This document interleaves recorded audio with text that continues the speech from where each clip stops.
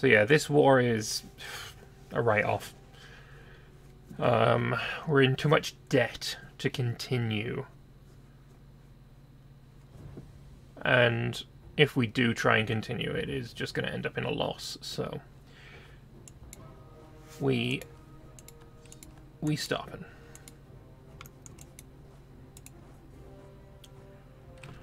We stopping because we have 6.5 grand of loans. Income is shot. We need to be at peace, and I believe it's up to Oroklin to sign that peace. Oh, there we go, the peace is made. 533,000 lost on our side, 488 on theirs. And Gangadin was about to get the next tech, which would have been crippling for us. So, yeah, no, it is better this way, I believe.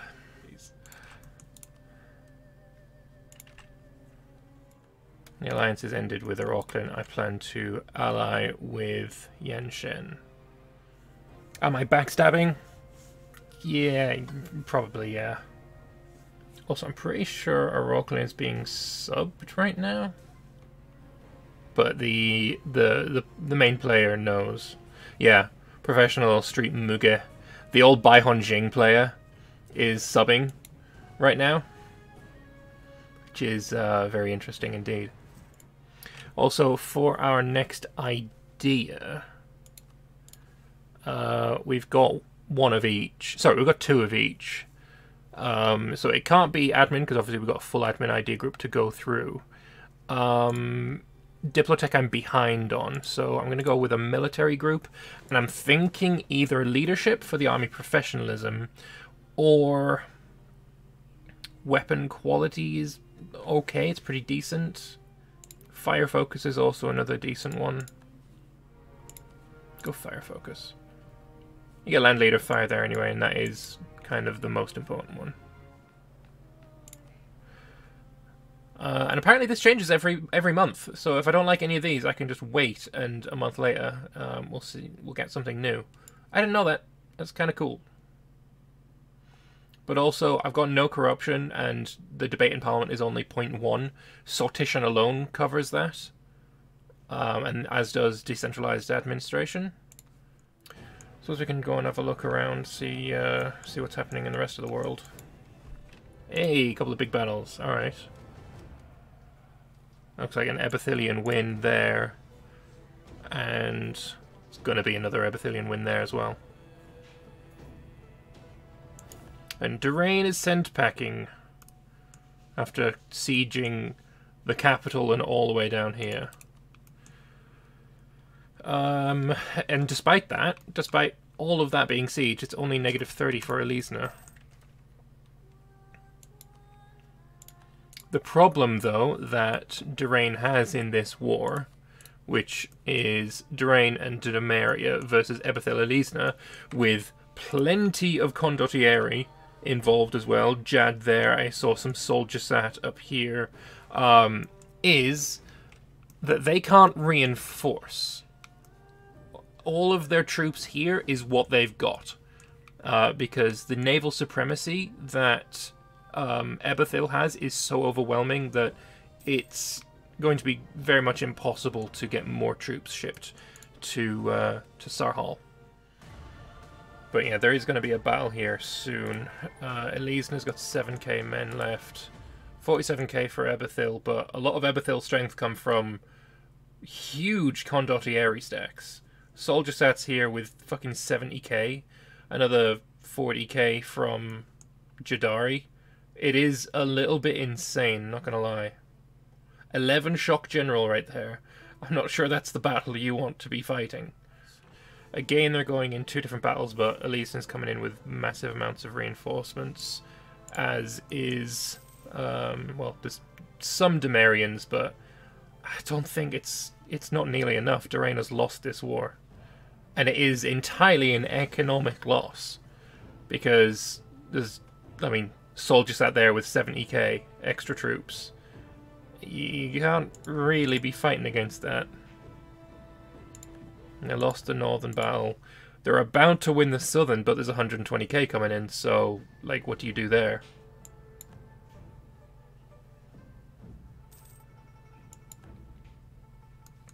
And now that army is split. Half going south, half going north.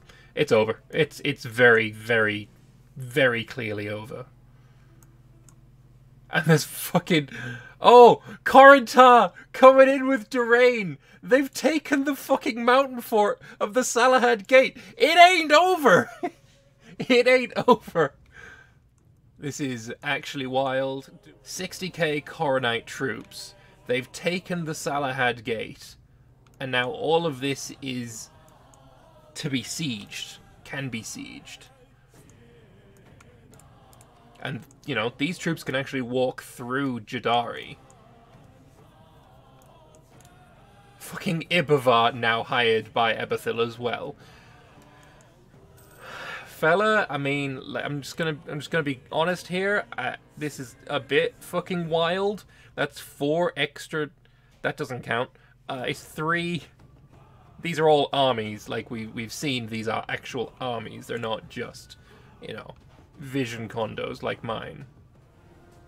Oh no, fucking rebels. That's timing, isn't it? We've got Soldier Sat coming down to try and relieve this fort. I think this is probably... I think there's time for him to siege this, then get down here and defend this. Possibly.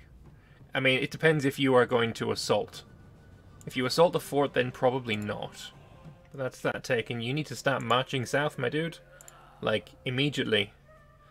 I wonder, can he can't see this, though. He can't see this army. There's a pretty decent stack of Duranians. But 5 shock versus 4 shock. It is the time that fire is starting to come into its own. So I don't think it's all over, but like all these cannons are just wiped out. The reinforcements coming in, but the cannons are already on the front row. The amount of reinforcements that the Elysians have is far, far higher. Yeah, Durain's lost another battle. And they're about to lose another one in the south. I don't think they'll be able to fight off Elisna there. Elisna, who is getting a shit ton of subsidies. Wait, Nadimraj is giving subsidies? I don't understand that at all. I really don't. What the fuck has Nadimraj got to do with Elisna? I put my money on this Coronite army. We've seen how effective the Coronites are in the League War. And we're probably going to see that again now. I mean, this is a mountain fort after all. And here it comes. Oh, he's just doing his own wall breach. He already had one, and he's just done another. But the battle has begun. Shock advantage. And a 2 fire advantage. 2 terrain disadvantage of Soldier Sat. But Soldier Sat's holding its own really nicely. And I don't know why. He doesn't have anything in his favour. Maybe some infantry combat ability that we can't see. Maybe I just wasn't paying attention to rolls. Equal roll again, but yeah. And a better roll for Soldier Sat, but then a good one for Coronites. And Soldier Sat retreats, but he did far better in that battle than I ever expected. That's unexpected, like I said. 44,000 manpower left for Durain. None for Elisna, but they probably have just a wealth of mercenaries with this 200 ducat subsidy. That's insane. The subsidies for Elisna is insane, considering Elisna's own income without it is where? 86 ducats. They're tripling her income. Durain's got 89 mercs. Elisna's got 32 mercs. Force limit of 116, and she's got 152,000 troops. You know, I fairly think that she's gone over. At least Durain hasn't gone over, so he's probably losing money, but not from being over his force limit. And Durain's income... It's 137 because he's making very little from trade now. Know that feel. This is very brave. This is super brave. Maybe Elisa's troops are just really, really shit. Why would you pass the Salad Gate? You got this mountain defensive terrain. I don't understand why you made that move. That move is lunacy.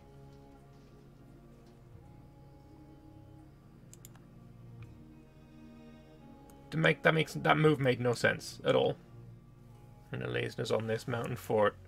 Like, I don't know. As soon as Coronta tries to take this, I feel like just from the morale difference that we just saw in the battle here, I think he'd probably take it. He just needs to not have his troops attritioning to death. I mean, surely you can see what level of troops are here. I would honestly just go in. Is he waiting for reinforcement ticks, maybe? 57 changes into 57.6. So yeah, you're not getting that much reinforcement. It's wild, that's supposed to be a fucking 69k stack. I mean, you're not too far off it. Yeah, the morale difference is... I mean, we could call it extreme. That would be a fair term to use.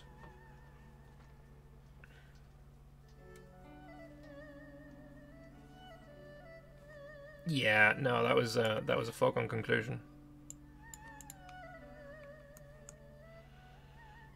Now the question is, does Durain have what it takes to win here?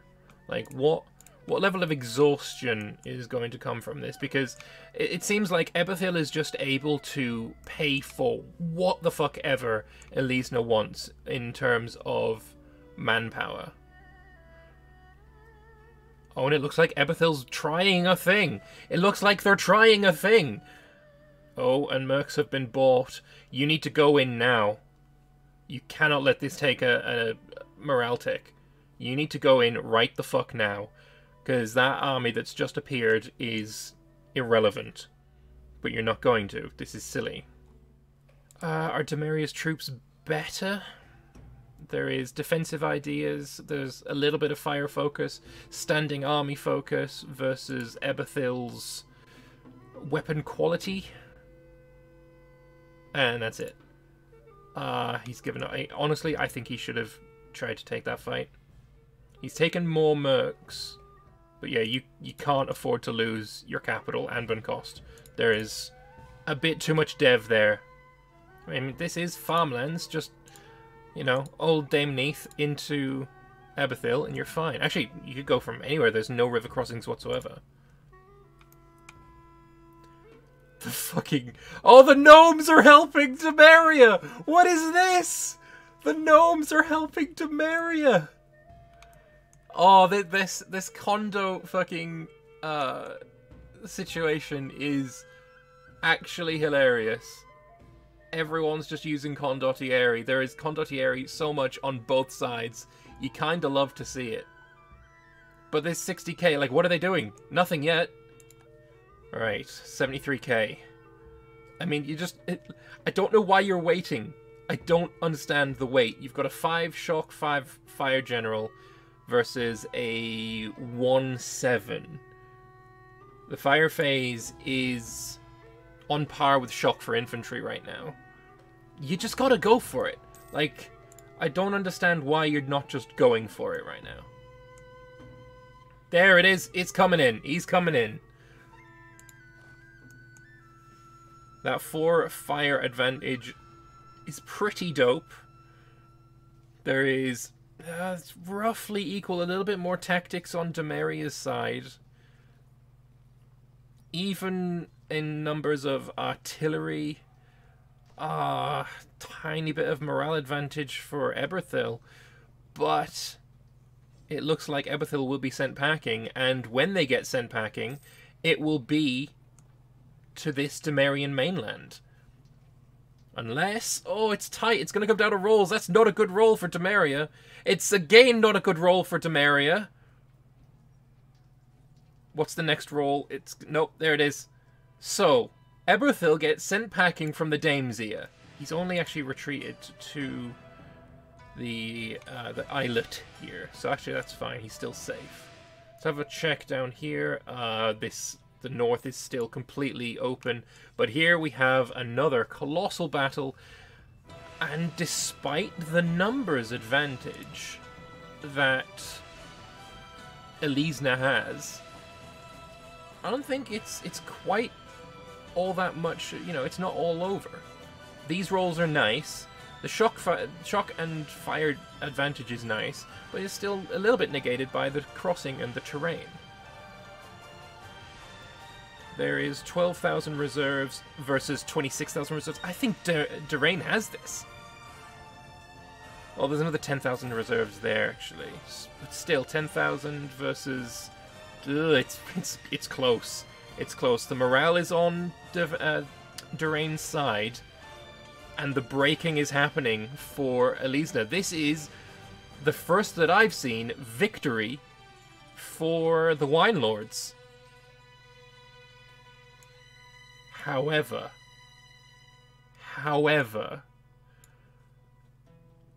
I would call this very much a Pyrrhic victory. These losses are unsustainable. You cannot afford these losses. Nothing even close to that. Holy shit. I would rather lose the battle and take these losses than win and take these. 75,000 infantry lost their lives there. It's actually wild. Can Durain support that loss? Not really. This is not over. And Elisna is on negative 50 war score now. They can be stab hit, though for what, I have no idea. It's kind of cool to see this many condottieri. I agree. I wish the gnomes were able to actually do anything with them, though. And the entirety of the Elisnan coalition, let's say, has retreated onto the island of Elisna. Maybe the victory was had there because Soldier-Sat is busy fucking around in the south. Durain's entire coastline is just blockaded to hell, though. Including lots and lots of devastation. Elisna is full devastated. Like, it is a broken country.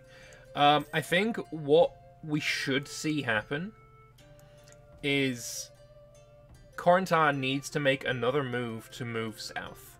Obviously, the first attempt failed, but this 50,000 really is necessary. There's movement happening.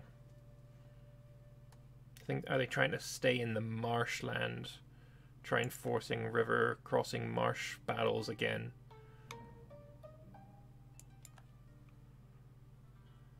Oh, I don't know if this is a good plan. You're taking an offensive battle into marshlands. Why would you do something so unwise? I don't understand the logic behind this battle. Like, sure, you've got the numbers, but there's another 30,000 coming in to help. That 30,000 having better morale. And a much better general. And Soldier-Sat's made its move and it's starting to come south. This will get crushed. Really, these Corentin troops are absolutely necessary. And yeah, just, I mean, the losses... You can see these are going down by hundreds. These are going down by thousands. These kind of battles are... Like, I don't know why they took this battle. Deliberately choosing a marsh to attack into. Were they expecting a quick wipe? Well, you didn't get it. Get the fuck out of there. Soldier-Sat completely mopping up these troops down here. They're not going to retreat very far. They're going to get stack wiped. This army decimated in the north. Corentin doing the bare minimum here. The war score is down again below 50, so they can't even separate piece them. Although if they did separate piece them, doesn't really help. All of the power really is coming from Eberthil, and you're not invading this island. It's just not happening. And now, unfortunately, because Korntal was too slow, there's Jadar and Soldier Sat on the Salahad Gate, and he's not getting through that. This somehow got sieged again. This is totally easy to blow up and assault, though. Pomvason declares one Aelnar. Oh, hello! So Pomvason and Neratic are going up against Aelnar. Where are the Aelnari troops? Navally, Aelnar has completely crushed Neratica. 134 ships versus 33. So your entire coastline is going to be blockaded.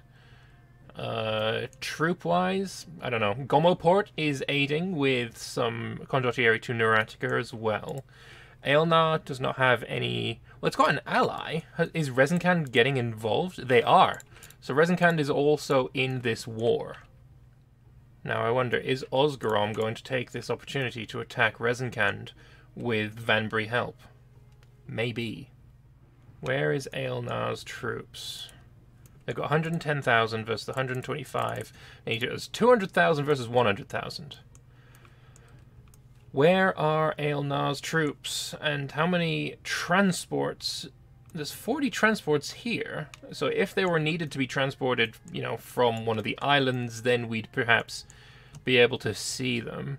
What I find weird here is that they're taking the time to siege this fort when they don't really have to, because this is a terrible fort placement.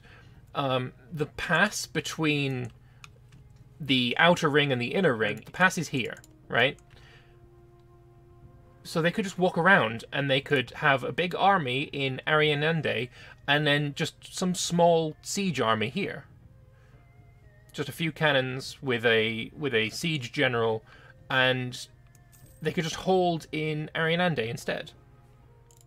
But they're not, which is a strange decision. I mean, sure, sieging this would be, you know, a good thing.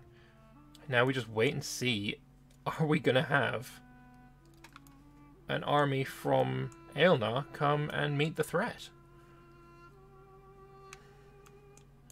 Or are they all going to sit in this... Are they all sitting in this marsh? Or sitting beside the marsh, waiting for an army to come into Venaini, which has a fortress, the marshes.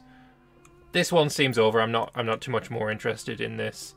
Durain's been reduced to no troops, 13,000 manpower. He's probably in so much debt that it's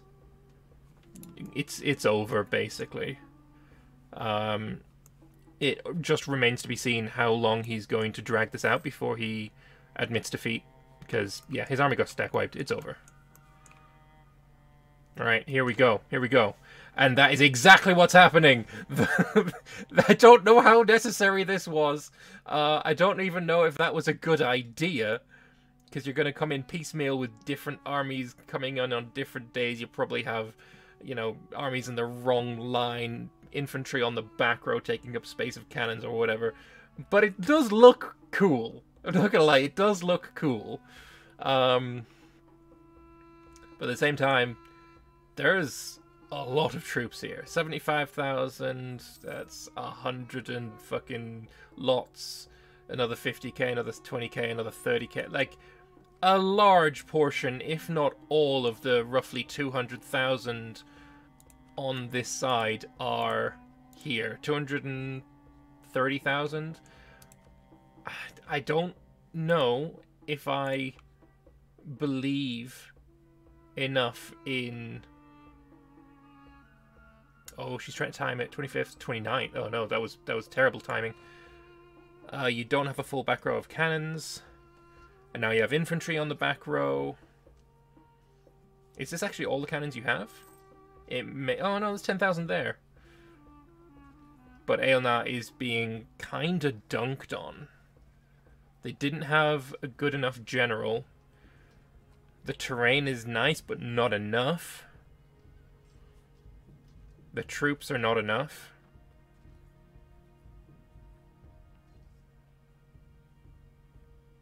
They did more damage than they took.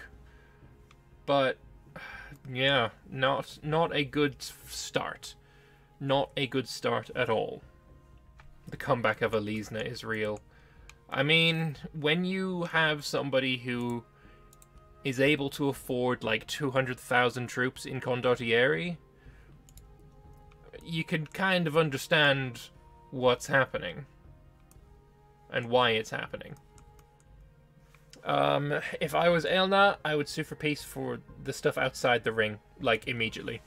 It is very, very painfully clear that this is a lost cause, unless Rezenkand is able to come to their aid, and does anyone have faith in that?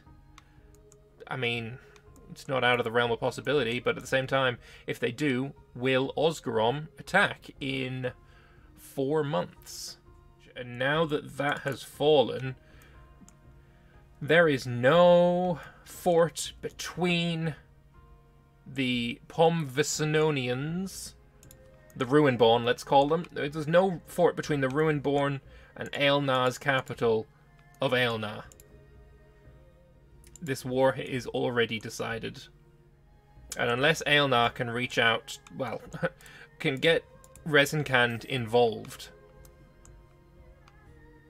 and if that happens, if Rezenkand gets involved, Osgrom is right fucking there. They're running a deficit and having loans, so I can't even send them Condottieri. Same with Vanbury Guild, so this one is unfortunately not going to be spectatable. Unless I withdraw the Pomvisonian Condottieri and try and give it to Rezenkand instead. Having fun being on the observe mode? Yeah, no, I do kind of like it. Alright, the troops are here again, but again, they're just... You have 29,000 cannons. They should all be in the same army. You should have an army that fills the combat width both ways. Thing is, Aelna is also Elven, so their manpower regain rate is very much lower than what the Ruinborn have. Even though they have less manpower, they can make use of that manpower quicker. And we do see Rezenkand troops coming in. Osgrom is at war. Oh, Vanbury Guild. Not Verkle at all. The Vanbury Guild have attacked Rezenkand in a separate war. So the Ruinborn versus the colonizers. And they dropped off 74,000 troops. Osgrom's coming in from the north. Yeah, no, this is a situation. What is Rezenkand going to do? Are they going to come and spank the Vanbury Guild, or are they going to go and continue aiding their ally Aelna? If they want to have a fight here, they are going to need to do it very soon. This is not something you can really wait on. And it honestly looks like Rezenkand is ignoring his own country to aid Aelna. But at the same time, they're not doing anything. Like, they need to attack Anbennar very soon. Preferably before it falls. Because then, what is the next fortress? They can walk to the capital. I mean, they can walk to the capital anyway. Are they waiting for attrition? I mean, that's not going to help. That fortress has fallen. The next... Oh, wow. Oh, wow. That's unexpected. One battle, a single battle, was all it took. I guess what's happening here is Aelna has seen that she can't win this war, but they can turn around and together spank the shit out of Osgrom. And I think that's probably... Oh, wow, they weren't even able to take everything there. Interesting. They've taken quite a bit here. And the country isn't cut in half, so, I mean, there's that. But now, Aelna needs to get on the boats and spank Osgrom, and then she can take, you know, all the land inside the ring. Resinkan can take some in the south, but this war ain't over. There is more to this story that is yet to be told. Oh, come off it. No, why? Your country's still very strong. Ah, that's unfortunate. Oh, and now the golden era has been wasted. Ugh. And now Resinkan's fucked. Because he's lost his ally.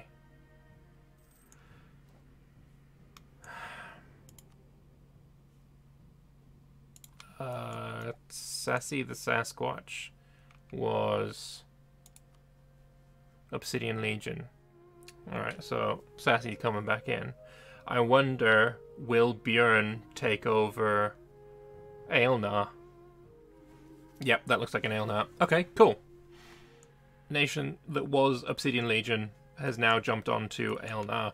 And there is a chance now for Resinkan versus Vanbury Osgrom to be a decent war. 126 plus 110. Easy math, 236. Versus 151 plus 44. It's reasonably close. It's reasonably close.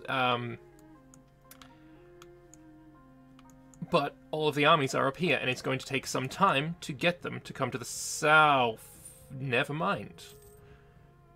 The Vanbury Guild has won this war.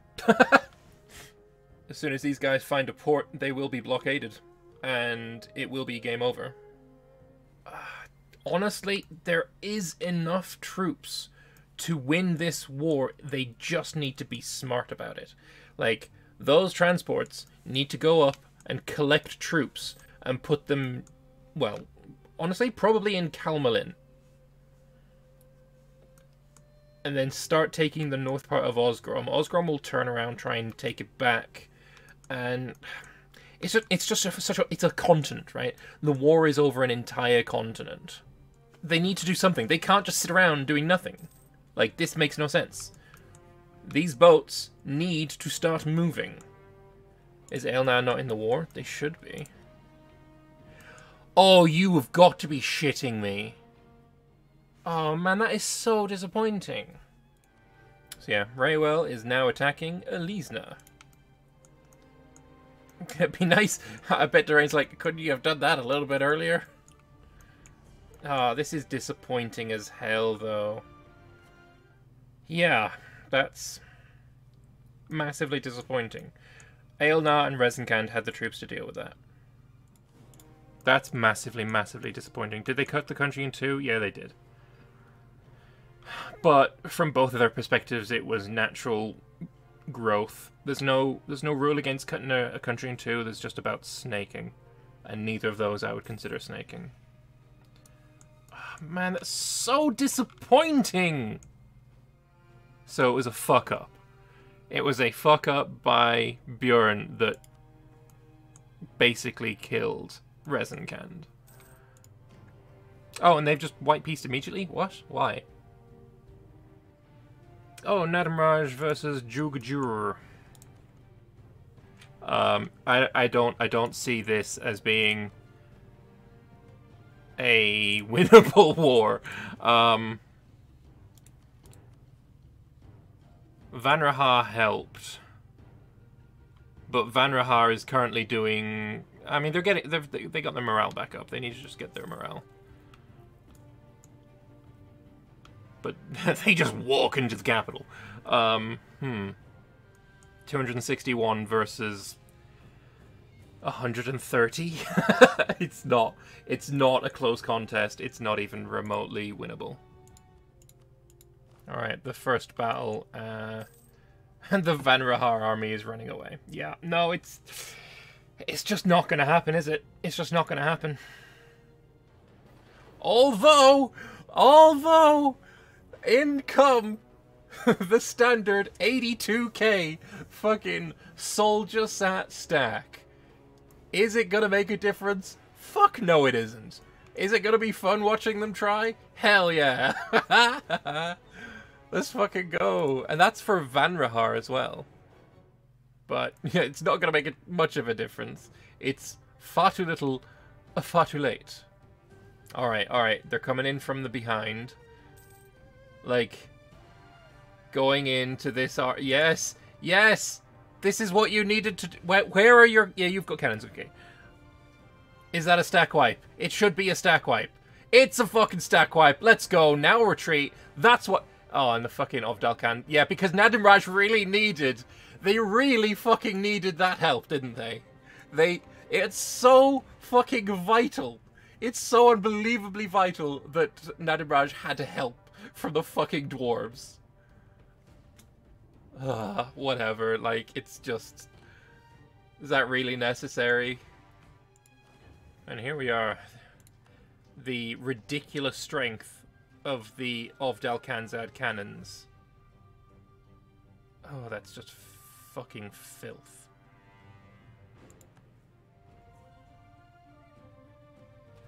Oh, right. He came in and spanked it. Fair enough. Where's Soldier Sat gone? Fucking Jesus. That's just disgusting. But then again, Blade March is coming in, and I've seen these troops fight. These troops are fucking incredible. They're attacking. They are attacking. They're going in.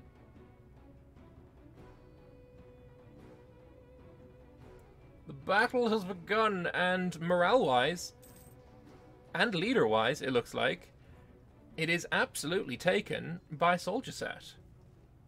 They're going to need some reinforcements to keep this battle going. They're going to do a separate battle in Anturim here. If this was Victoria 2, he'd be like, oh shit, that is a sick encirclement, my dude. But it ain't Victoria 2, so... Are we going to see mad losses in this battle? Certainly, they're not winning this fast enough so that this is winnable. And the troops from Nadimraj are able to just waltz around.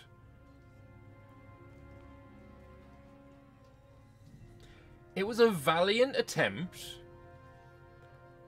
that was lost purely because Nadimraj has just so many numbers, it is insane. Interesting.